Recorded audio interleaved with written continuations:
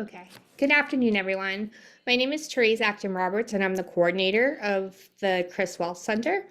And we're here this evening to hear Chu Ly speak. Um, Before we get started, there's a few things and a few announcements I'd like to make. First, I'd like to read the mission of the Chris Walsh Center. The mission of the Chris Walsh Center is to serve our community by providing information for families, educators about continuing educational supports available to students with disabilities, students who are gifted, and students with unmet needs. The center offers support, workshops, and other programming for families, educators, student support professionals, administrators, and advocates in Massachusetts. The center also conducts scholarly research and provides education preparation and professional development. So thank you for joining us today. This presentation is brought to you by a generous grant from the Sudbury Foundation. And we're going to be putting a survey in the chat feature, and we'll do it now, and we'll do it at the end of the chat as more people have joined us. It should only take a couple of minutes to fill out. We ask you to do this because our programming is often bought to us by grants, and this information helps us. And tonight's session is being recorded, and we will be sending out the replay to you normally within 48 hours of it happening, so that you can share if you think tonight's talk is great and other people should hear it. Definitely we share out the replay, or if you want to watch it yourself, you can get the replay. And then the other thing we ask is if you have questions, you don't have to hold them until the end of the end of the session. You can put your questions in the chat function, and Natalie will collect your questions. Just hold on one second.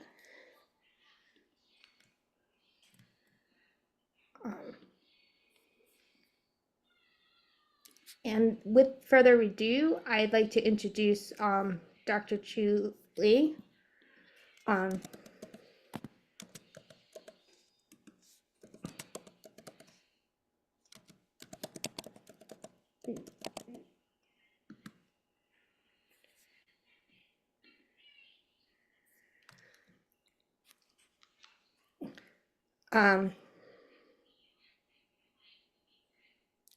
Sorry,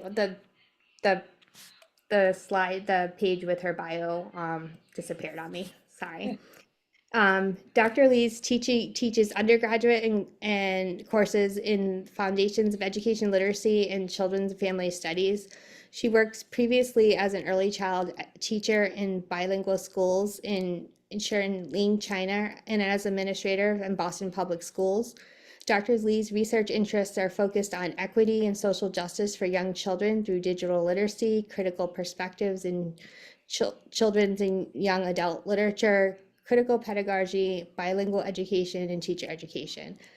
She lives in Boston with her husband and two curious little humans, and she enjoys reading, cooking, spinning, and the wonders of the world with her children. And with that, I'd like to turn it over to Dr. Ly, and thank you for joining us this evening. Thank you for having me. Can you all see my slides? Yes.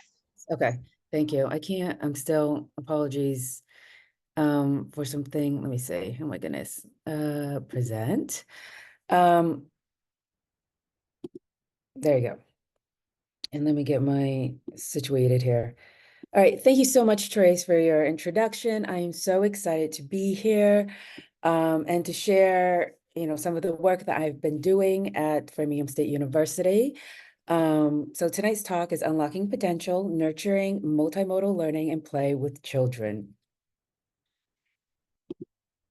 So just to add a little bit more about me, as Therese had mentioned, not only have I taught kindergarten through second grade, but a very important hat that I wear is being a parent of two young children with whom I try to nurture that curiosity and the playfulness and joy.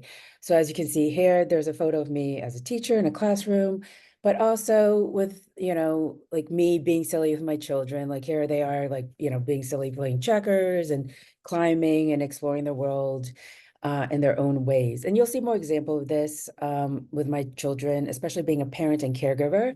And there'll also be opportunities in my talk where I address if you're a classroom teacher or working with students in the classroom. So, oopsies. Ugh.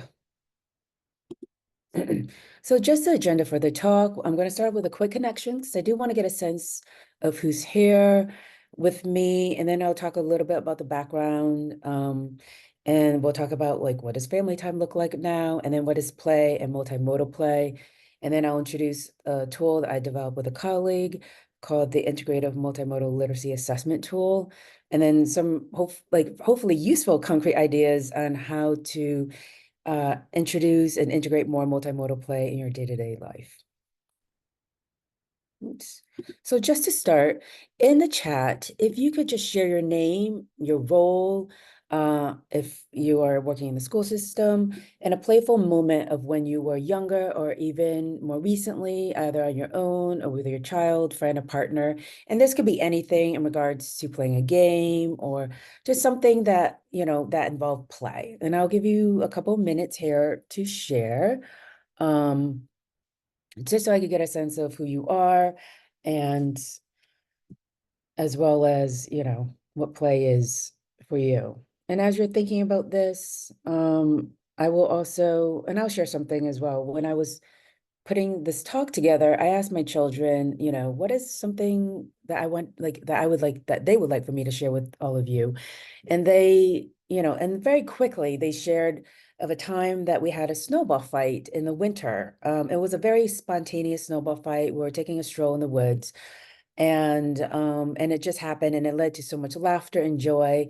And there was a lot of like that strategic thinking and planning around like where am I going to hide? Who am I going to hit the snowball with? And so like that just sat with them. It was very memorable. And we do a lot of stuff together as a family, but that was something that they wanted me to share, and that was joyful. And so like as we look ahead to our upcoming winter, hopefully there'll be snow. They're already planning these things. So that's something that, I would like to share with you all. So anybody?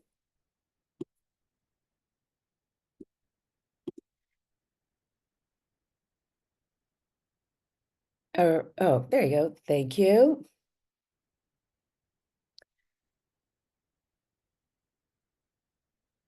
All right, I'm going to give like 30 more seconds. And then maybe I'll choose one or two just to share.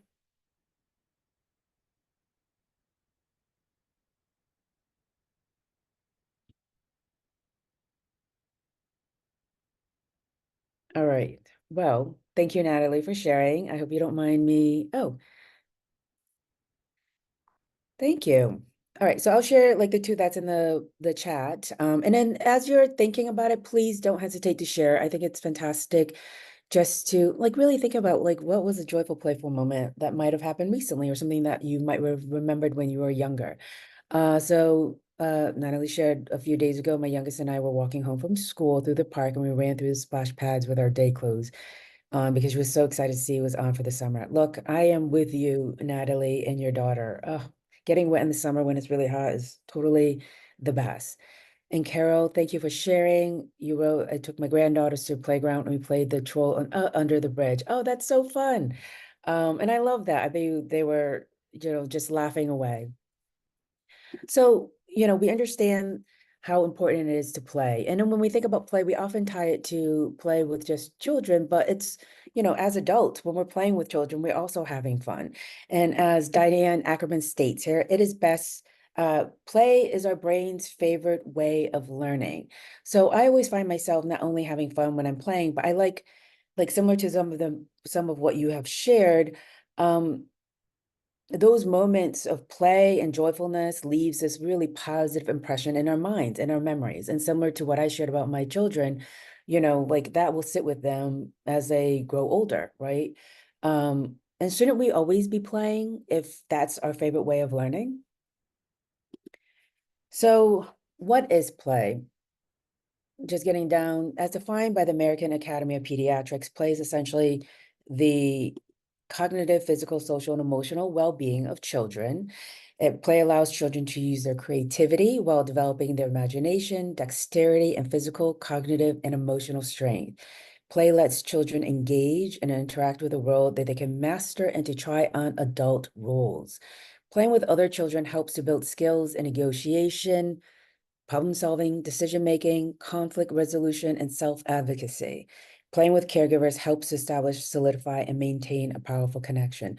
So here you see play offers a multi-pronged positive effect.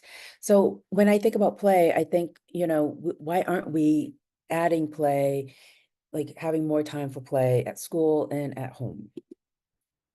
So just a little bit more on the background of play.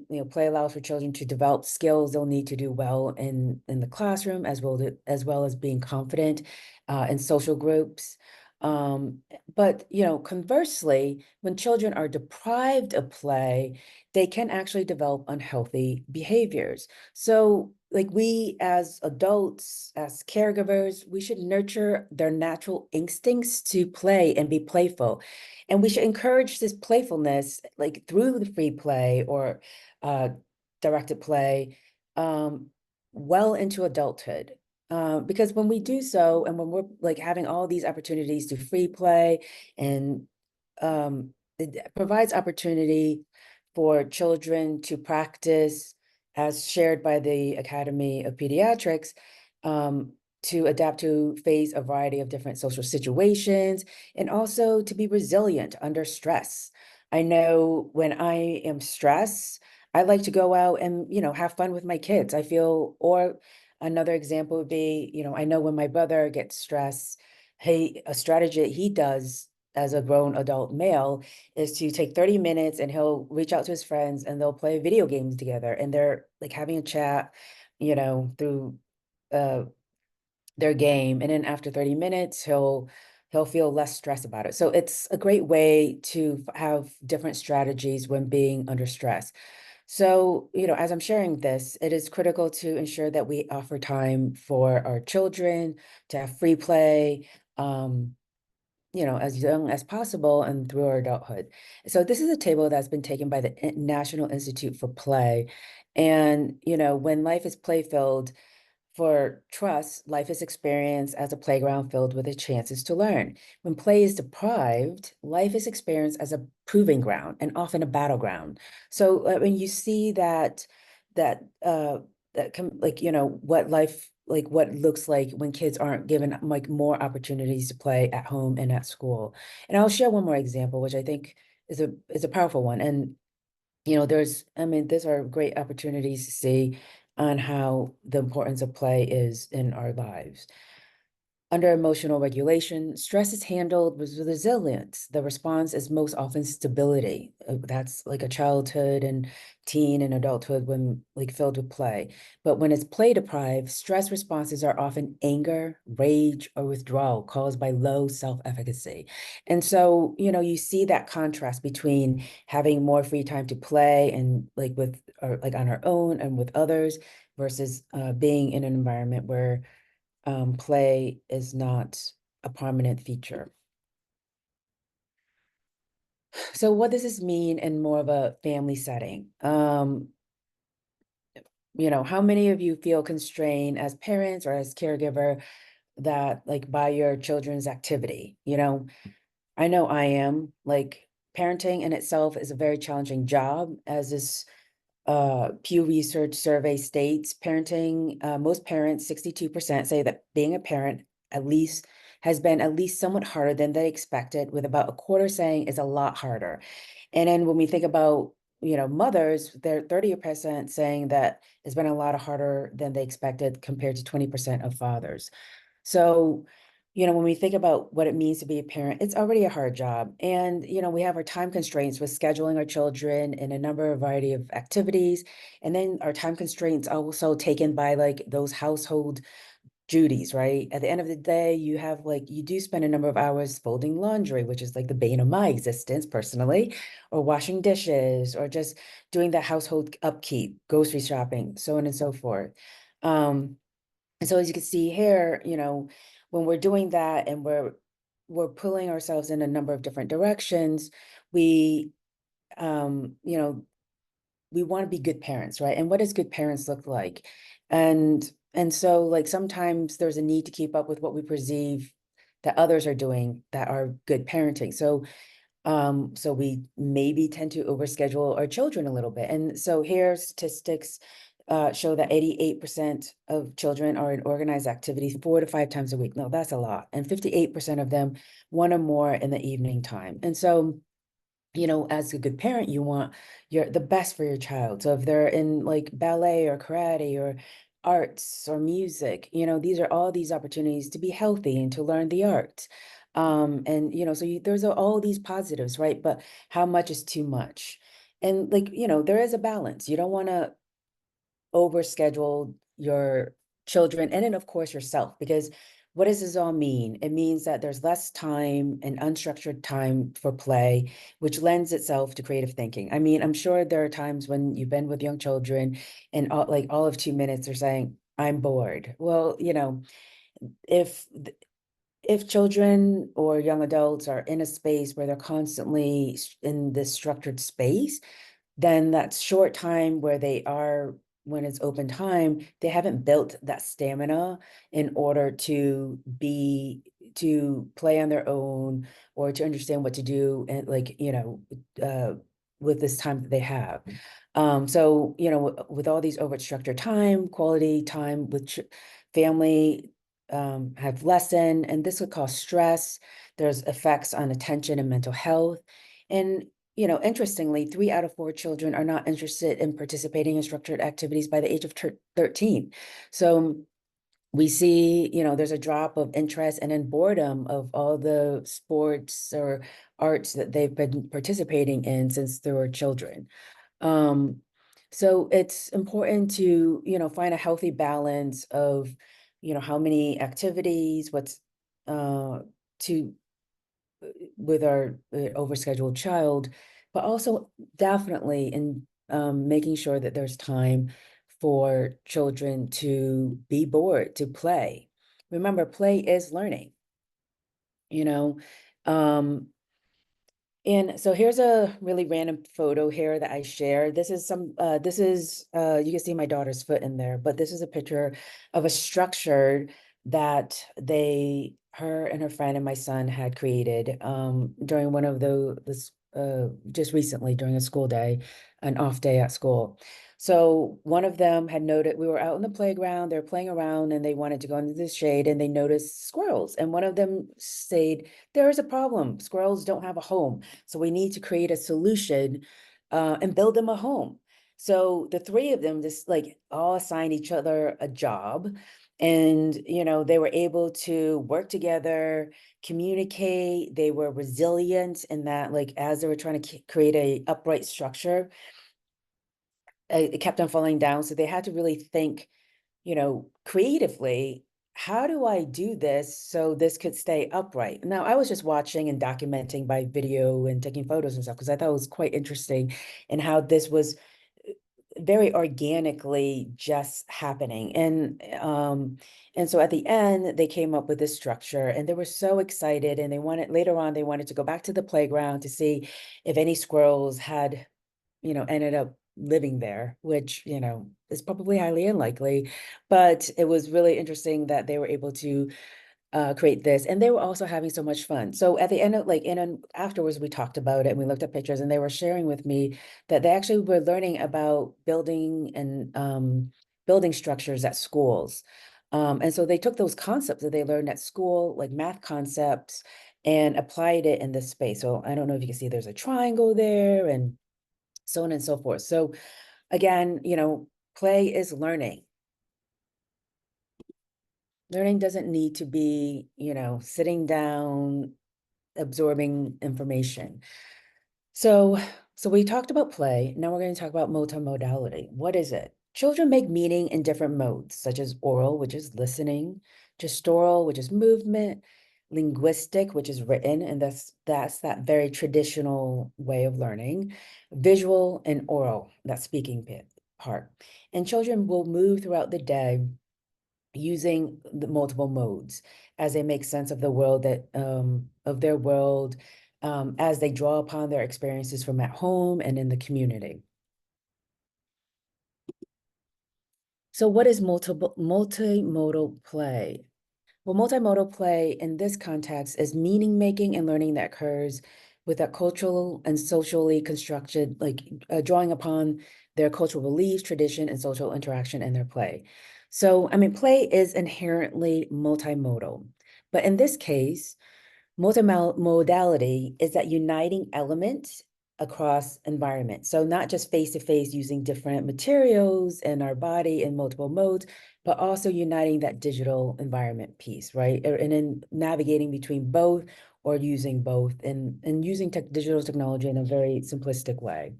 And home and schools can integrate multimodal play so that children are able to make meaning within these different modalities in order to understand, their everyday life worlds. There's more than one world. We operate in this face-to-face world, but there really is a digital world that looks very and operate differently from, how we are. I mean, look at us at Zoom right now.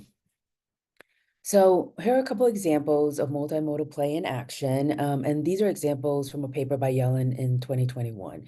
And the first example is of our friend Rosie. She's playing around with an iPad and recording sound on the iPad. So she declares when it's bigger, it's louder. When it's smaller, it's quieter. So as she's talking, she's using paper and pencil to draw and make those, to imitate and copy the sounds that she's seeing on the iPad. And as she's watching the sound wave moves on the iPad. So in that instant, she's recognizing sound waves and learning about sound waves, and then taking what she sees on the iPad and applying this to the paper and pencil that she's using. And that's that fun play where she's learning and discovering sound waves, which is incredible. Another example of this is our friend Charlotte, and she had created clay flowers, which was drying in a plastic bowl. And she had declared that she wanted to draw the flowers using a pencil and paper. So kind of moving from that 3D, tactile, dry clay flowers to 2D. And she states, I can pick up the clay petals. They are hard because they are clay. And on a flower, like a real flower, they are soft. I can't pick up the flowers I drew. So she's suddenly like learning that difference between like what's 3D, something that she could pick up that she's made, through 2D, which is that paper and pencil drawing that she developed of the flower.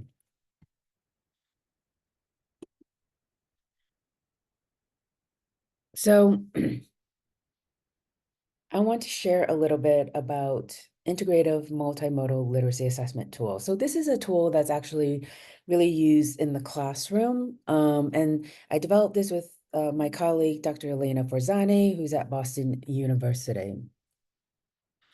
And I just want to share that this is an open access tool. So if you're actually working with kids or in a classroom, you have access to it. And I have a QR code that will share in the slide. And I know the Chris Walsh Center will also share in an email moving in tomorrow's email if you're interested.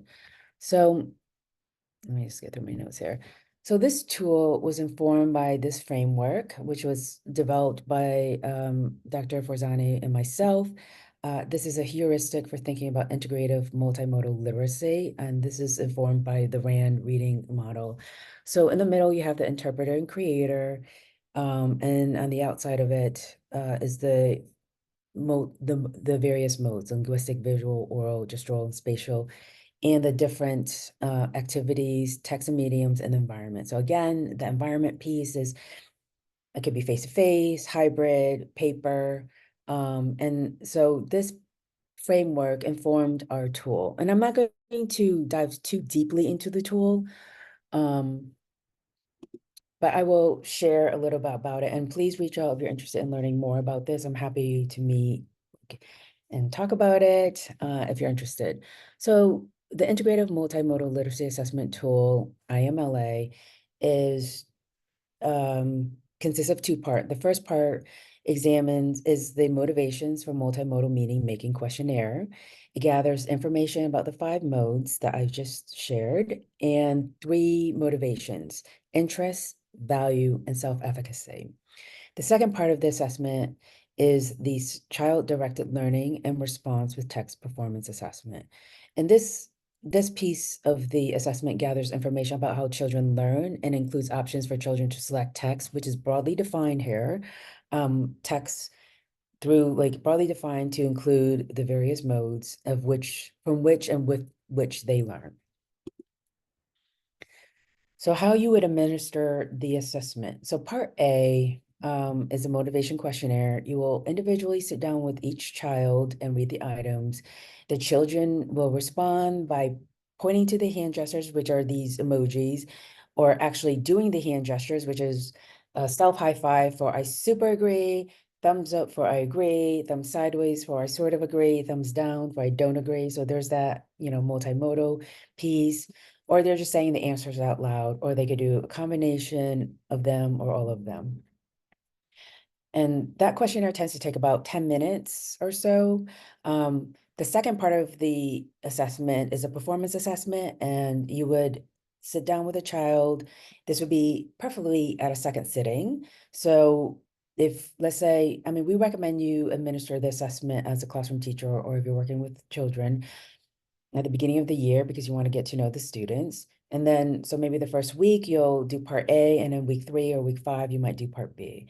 So you would sit with the child would select a text for learning, and they will learn from that text. And as they are learning, the student will share out what they're thinking through some think aloud. And afterwards, there are a number of questions that the learner will respond to, and as administrator, you'll just record notes, and these are all really useful. And at the end of the performance assessment, there are a couple of open-ended questions that really kind of starts to connect, how do you, what are you proud of that you've created at home or at school? And oftentimes children have chosen something that they've created at home with their parents or caregivers, and that's something that they're proud of. So there's been some really interesting findings from this assessment, and I'll share a couple here from both sections. So here is a finding here's our friend Bruno, and in the motivation questionnaire, as you can see here, he is situated very comfortably at a table, having a snack, and just, so it doesn't have to be a sterile environment. And I just want to share, in this particular question, the item states, I am good at using my words to make sense of the world. So we're examining self-efficacy in that language piece, the linguistic mode. And Bruno talks, and I'm not going to share a video of this, but he says, I speak in sign language. And so that was really very powerful in a number of ways, because within 10 minutes, in this questionnaire piece, I've learned or through debrief with the teachers that he was bilingual, and so even though the teachers were not fully aware that he was actually fluent in American Sign Language.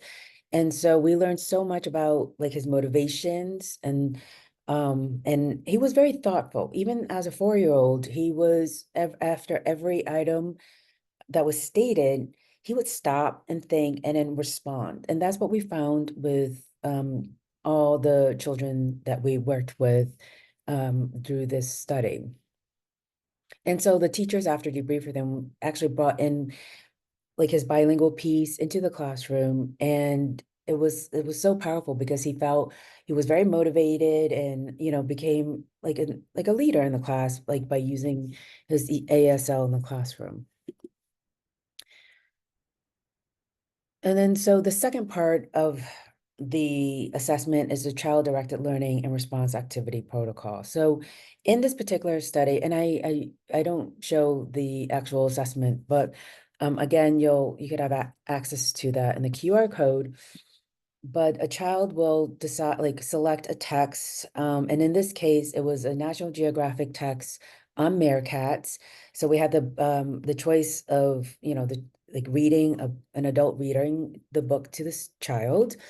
They could get a digital reading of the book through Epic. There was a website with information. There was a video, a National Geographic video about meerkats. So all the information were very similar. There was a YouTube video of somebody else reading the book. Children could also just listen to the book. So really providing all those multiple modes of learning. And then afterwards, children would respond by selecting, again, multiple modes of responses. They could use paper and marker to share us what they've learned. They could use a digital drawing app, which is what you see here. They could sing, they could dance, they could do a number of things, or any number of those things to share what they've learned and responded to about meerkats. So a majority of the students actually chose the drawing app and the paper and marker. But here are some examples of what they responded with. Here you have a meerkat holding a baby meerkat. So you can see, that first drawing of that meerkat. The second illustration is of a predator. That's a predator and that's a meerkat, and this is a meerkat hissing at it. So you can see that orange squiggly line is that's the predator. I mean, there's that vocabulary of the predator being used as well. So like these are powerful literacy practices that are, that we're learning about the child. And finally, an illustration of the meerkats are playing. So you can see like two of the meerkats, one is off either jumping up or in the distance. And so like through these activities, we're able to learn a number of things against to learn on the kids, one of which was there are multiple modes that they learn in and preference, as well as their motivation. One thing that this tool did provide was a really unique time to listen to students share their thinking. And there were a number of examples, but I'll share an example of one emerging bilingual student who, Chinese English bilingual, as she had selected the Epic book to learn about meerkats, and she would stop the book oftentimes to actually repeat certain words. So she was picking up like, that fluency in the language vocabulary piece. And one word that she was repeating was babysitter. So that was really interesting because like meerkats babysit a baby, like I think older meerkats are babysitters for the younger meerkats. And so that was, it was interesting to observe and watch. And it was clear, and then like there was a number of responses as well, but she was like her responses and what we observed was gave us a great deal of information. So for those of you who are interested in these school settings, or you just want to take a look at the tool, here's a code. Again, the Chris Walsh Center will also send this QR code in an email tomorrow. This is an adaptable tool, so you don't have to use what the text that we use. It's meant to be used, in any classroom with whatever materials, the text that you have. My colleague and I have developed a tool for parents and caregivers, and we will be piloting that tool this summer. So if you're interested in accessing that tool maybe in the fall, please reach out, or even reach out after this talk to let me know that you are interested, and I'm happy to share, like, all of our materials will be open access, and I would be happy to share the QR code for that as well. It includes an open-ended task, but the purpose of this is actually to get to know our kids, or the kids that we're caring for, and who they are as learners and what their motivations and preferences are.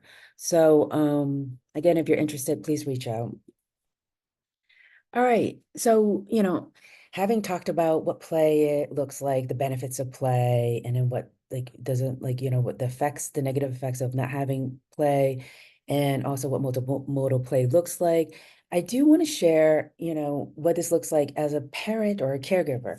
So like my children, these are my two children, and I'm going to share a video of their response. Like this was very uh this was very organic in that my daughter was, she has a ballet performance that she just had a couple weeks ago. And so in the last month, she's been really into this notion of performance, getting a ticket and sitting down and watching and recording. And so she had asked her younger brother to make tickets. So they made a ticket. It says show now. And they, using those phonetics and on a piece of paper and giving it to me and my husband. And they said that they had met in their room to talk about and practice their show. So I had no idea what the show was about. And I was like, and she wanted me to record it because she wants to watch it afterwards and talk about, what they've done because this is, what we do. And so I am going to share a little clip of, of this multimodal play, because here you'll notice that there's auditory happening, like that music piece. There's this gestural with the dancing and the spatial, like moving around in that space. All right, hold on while I get the video here. Oops.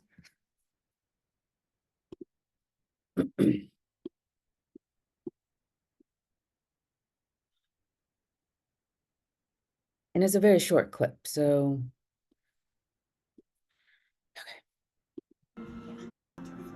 here we go. This is called the fluttering butterflies. Okay, it's not the same because it's not the same. Okay, we're gonna start it right now. It's a different one.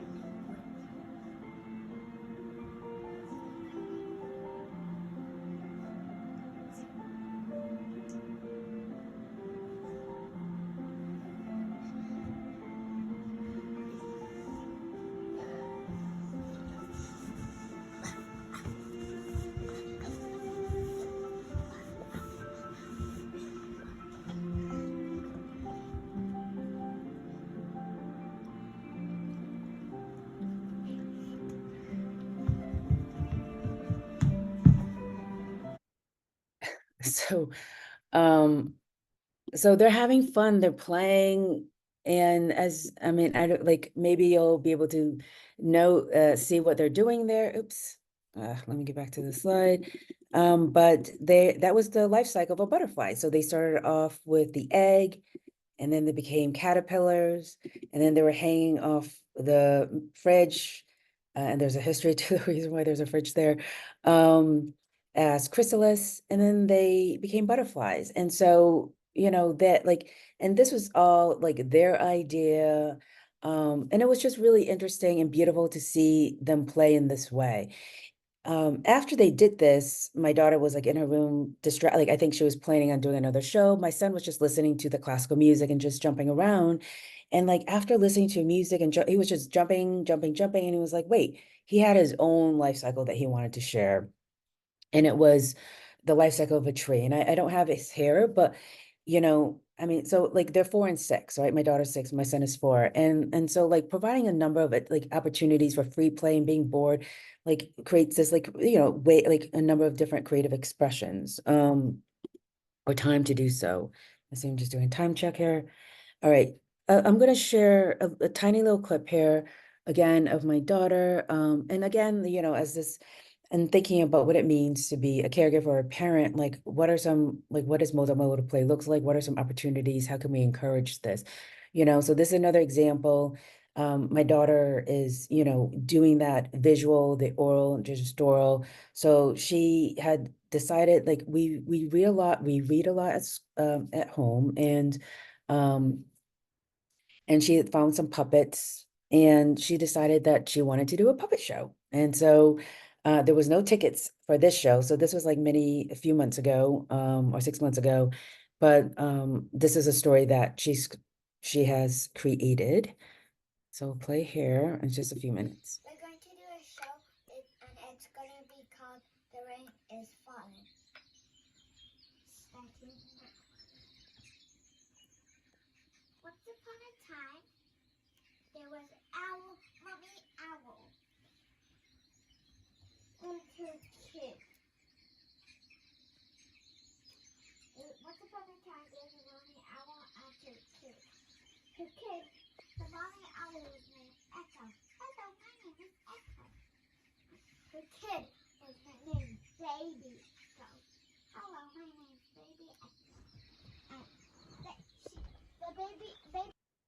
So this is just a very short, tiny clip, but she's taking these notions, like what she's learning at school. I think at school they use foundation, and in foundation they use echo, and then baby echo. And they've been given a number of like little puppets and whatnot. So she's decided that these are characters in her story, and she goes on and like, but if you think about it, it's like she has a title. She starts off with like that beginning, once upon a time. So she's following like that story structure. And making like a meaning making. She's trying to understand like the world around her through this type of play.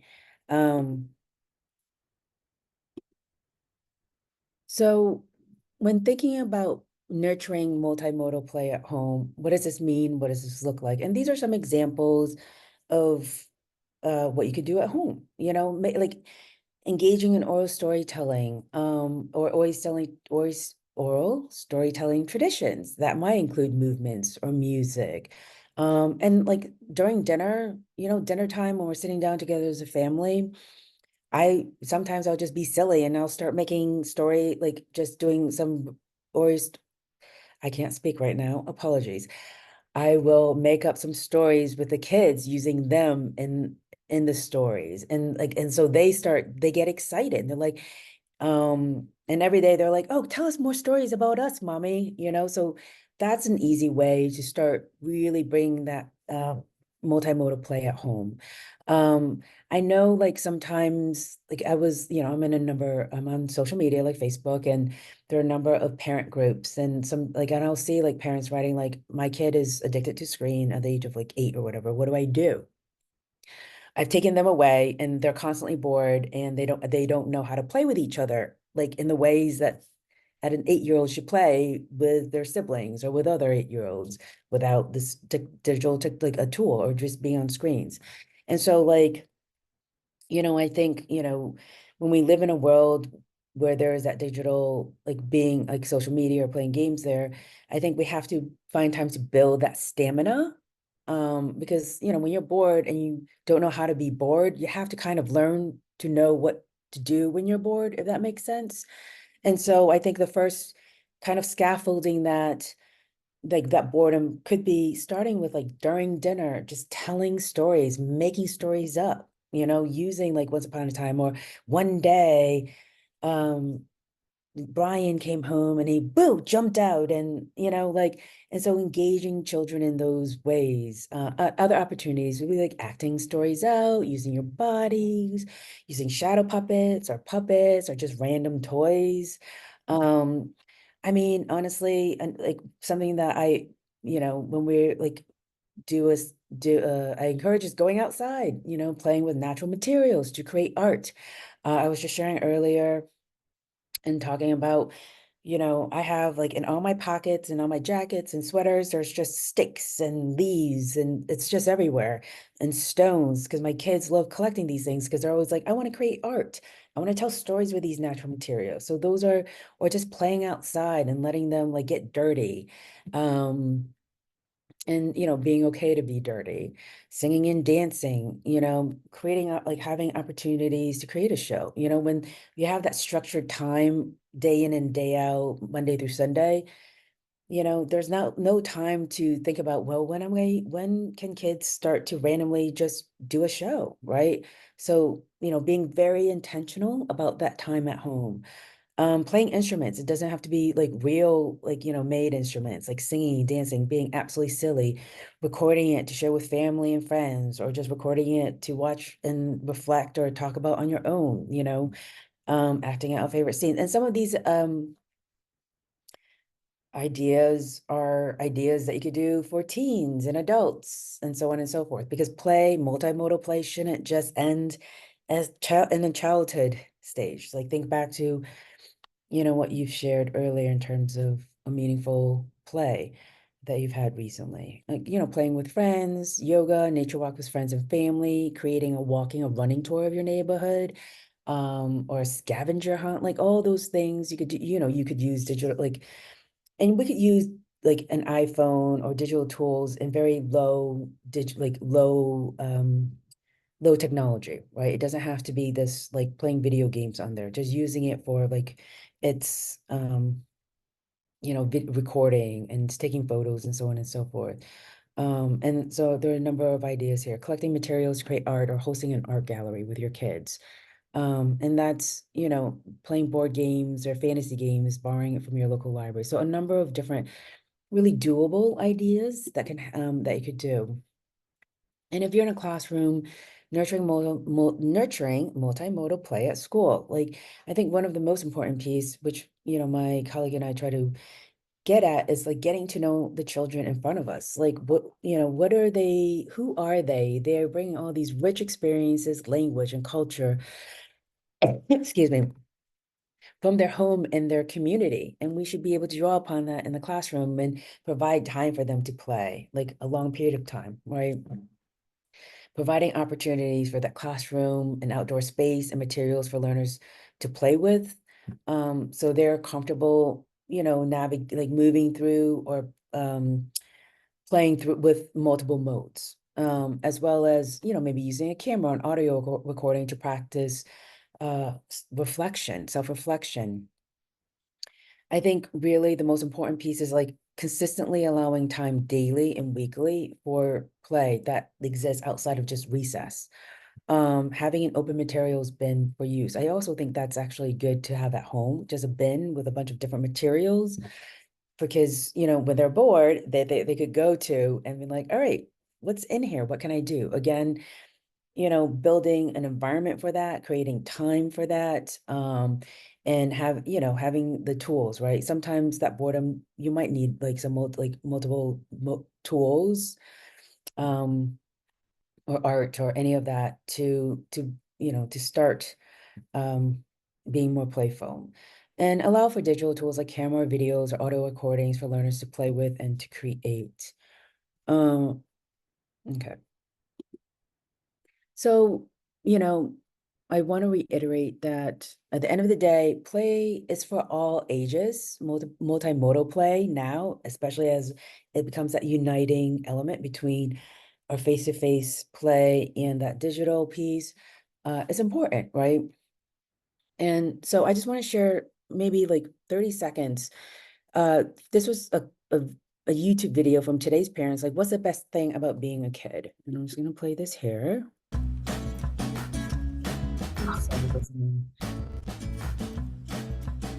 You get to play, have some fun. Being a lizard. You don't have to drive cars. You can be active and play more stuff, but when you're older, you're not as active. Because the last time I had a race with my mom, she said, oh, my hip, my hip, my hip. Probably like get.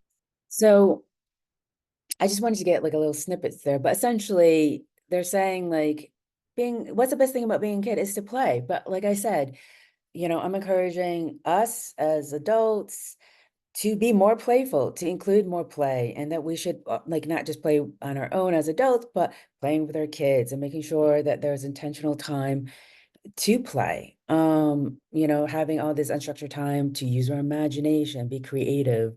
Because, you know, those are those meaningful, joyful moments that we'll take on moving forward in the future.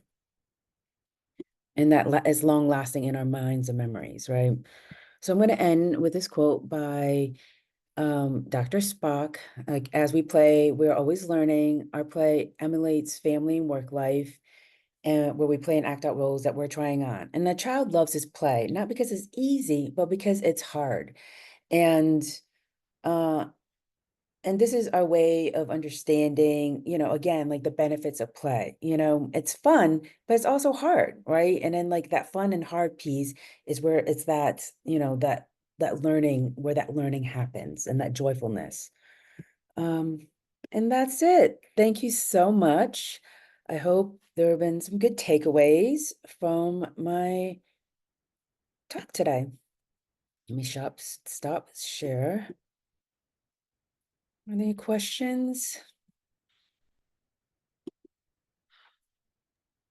So folks, you can continue to feel free to put your questions in the chat. Any questions you have for Dr. Lee, I'll go ahead and read them out.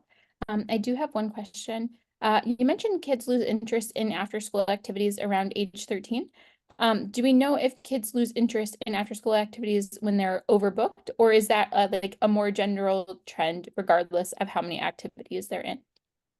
I think from this particular study, it sounded as though it was just like overall in general. But it was in the context, like in an article that was about struck, like kids have been overscheduled.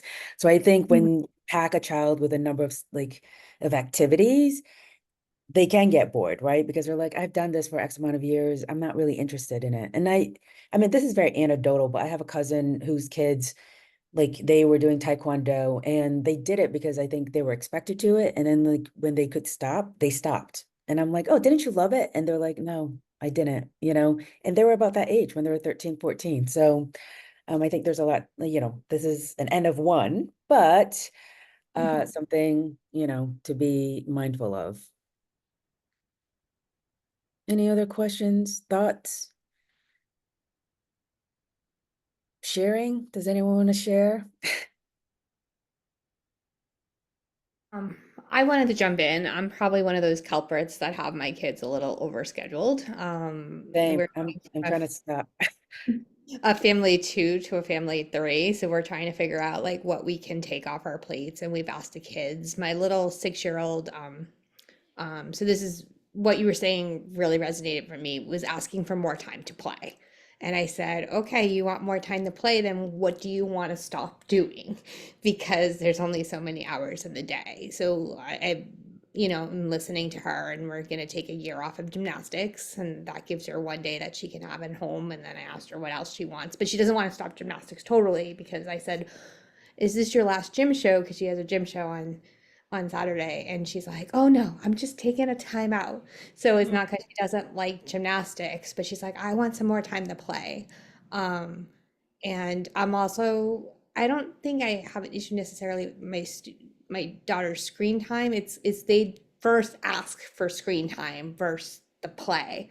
So I try to limit the screen time, not necessarily the technology. I noticed that if I give them my cell phone and let them play with it, like they'll record themselves and make those like their take on those YouTube videos, and they'll play with it for like hours if they have the phone to record their play. They get bored of it shorter time if they don't have their phone to record it. So they love recording and thinking other people are gonna watch it, like doing it for someone else, than more than just doing it for themselves. So that was kind of my takeaways. Yeah, thank you, Trace. And can I just I think like with even like stopping gymnastic, you'll probably see it, like gymnastic will still appear in her play, right? It doesn't her skill wise won't get better because she's not practicing it weekly or how the frequency, whatever she's doing it now. But my daughter does ballet, so you can see a little bit of that ballet in like that butterfly rendition of hers, and yeah, I mean, like, I feel like kids like having audience sometimes, like albeit the parents or families or any caregivers. And Carol, I think you're right. Like, it's a great reminder that we need to play like more, like not just with our grandchildren, but with each other, right? My grandchild makes me play as a kid, and with them, it is joyful, and I love that. Thank you so much for sharing, and thank you, Trace, for sharing as well. I would love to see some of those videos of your children recording themselves. Anyone else?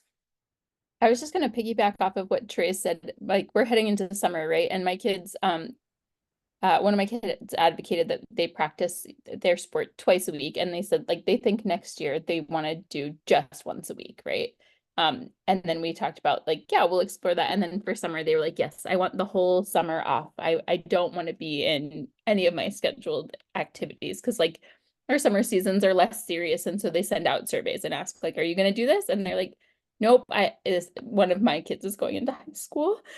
So she's like, this is my last summer before high school. I don't want to be in a bunch of scheduled things. And so yeah, we're hearing that as well. And yes, as a fellow parent of a gymnast, I see the gymnastics in all the play. I love it. Thank you. I love that. And I love that they advocated for themselves, Natalie. They're just like, nope, we need a break, you know? They like, I just think that when I mean, especially for the littles, they know what they like. And, you know, like with our questionnaire, the IMLA questionnaire, like we had teachers like, well, can they really honestly answer this question? And I'm like, hey, kids know, they'll tell you what they like and don't like for sure. You know, they know themselves the best. As my kids would say, you don't know me and how I feel and how I learn. I do, because I'm me and you're you. And so, you know, providing an opportunity to like hear them, you know, I think it's really powerful. So good for your kids, Natalie.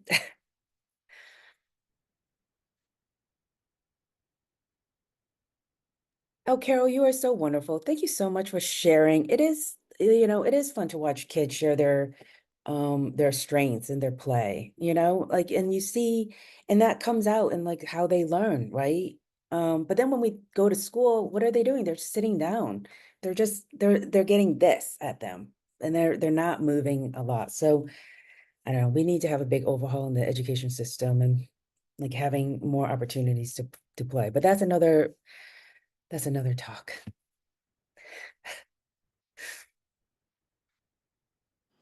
Well, I'd like to, thank everybody for joining us. I think we need to get the word out on the importance of play. So feel free to share the replay that Natalie's going to send out with other parents and teachers and educators.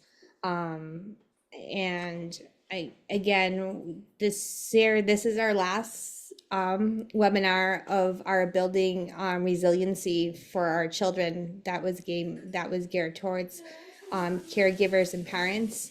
And so again, thank you for joining us. And Dr. Lee, thank you for presenting. Emily, you can stop the recording now.